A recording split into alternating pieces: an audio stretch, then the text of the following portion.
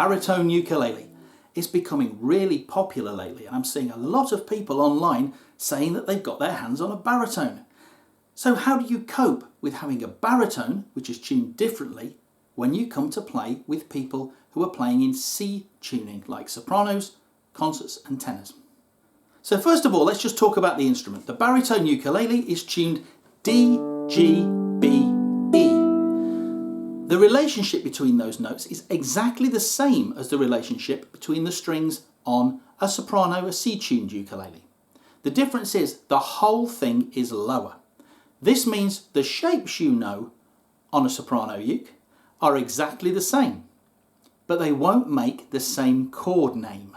This can cause difficulty if you just get hold of a baritone and you already play a C-tuned ukulele, and you maybe take it to a club or jam or a Zoom session, and the charts you have, the songbook, call for a C chord. What do you do? Well, the first thing to remember is that a C chord is a C chord is a C chord. It doesn't matter if you're playing a ukulele, a baritone uke, a guitar, a piano, whatever.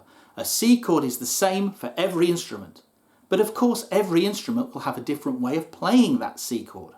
Eventually, if you really get serious about the baritone uke and want to play it more and more, you'll start to memorise where these shapes are on your instrument. But if you're only playing it now and again, or if you're new to the baritone but you already play a C-tuned uke, we need a quick way of finding where the chords we want are on here. So here we go. Here's the circle of fifths again.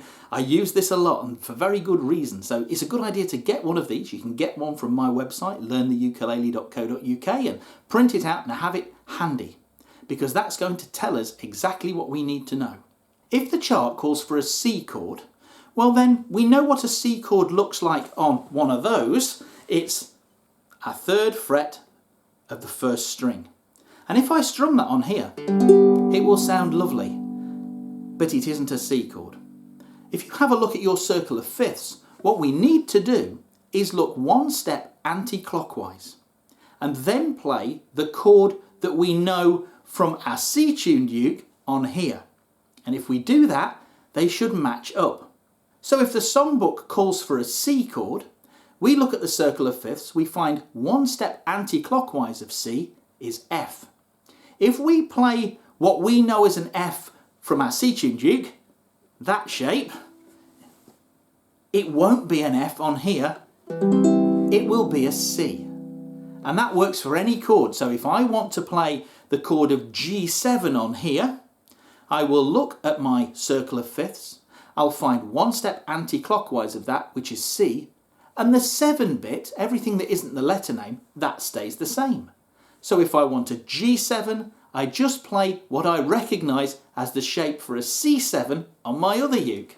And that's now a G7 chord. Don't worry if this is a little bit confusing to start with, because the more you do it, you'll start to spot those same fingerboard patterns, just as you did with playing CF and G7 on your regular uke. I really should prove it to you as well. So I'm going to play the chord of C. I'm going to play it on my C-tuned uke, on the baritone, and then at the same time through the wonders of technology. Here's a C chord on a C-tuned soprano ukulele. That shape, the one we recognise as our old favourite C chord. Here we go. Now I'm going to play a C chord on the baritone. If we want a C chord, we look anti-clockwise on our circle one step. What do we see? F. We play the thing that we recognise as an F chord shape on our other uke here, and we get a C chord. And now, just to prove it, we'll do them at the same time.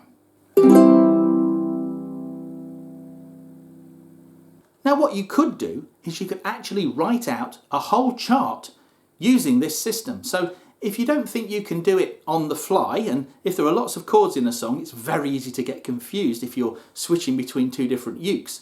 You could take your chart, and every time you see a C chord, you look on there and you write an F chord. If you were to see an E7 on the chart, you would look anti-clockwise on your circle of fifths one step, and you'd see an A, so you'd write A7 instead. But it's a good way, if you're trying to get into baritone, of making the instrument pretty much instantly accessible. There are a few people that have been asking, can they tune their baritone uke to G, C, E, A and play it just the same way? And of course, it is your ukulele, and if you want to do that, you can. But unless it's your only instrument and you desperately want to be in C tuning to play with people you find online and in groups, I would urge you not to. I would urge you to stick with DGBE. This is why. If I were to put my finger across the 5th fret here, or put a capo on the 5th fret, I would have the same as my C-tuned ukulele, which means all of this is the range of the instrument that ukulele cannot do. So if I'm playing down here, I'm playing notes that all of the other people playing C-tuned ukuleles simply can't play.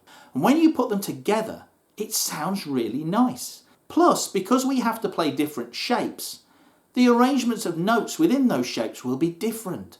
So we'll be playing different inversions of the chord. An inversion is just where you take the notes of a chord and mix them up. So rather than a C chord not only being able to sound lower on here, the notes within that chord will also be jumbled up in a different order, and it creates a really big, rich sound. Finally, you can start playing your baritone uke immediately if you're playing on your own, because all the shapes that you know work. And if you're playing on your own and just singing, who cares? You can just sit here and play what looks like a C, an F and a G. And you know that they're not a C, F and a G, but if you have a song that has those chords in it, then go ahead, strum those chord shapes and sing the song. You never know, it might actually suit your voice better if you're playing it at a lower pitch on the baritone using those same shapes than if you're playing it on that one. It only really becomes an issue when you start playing with other people.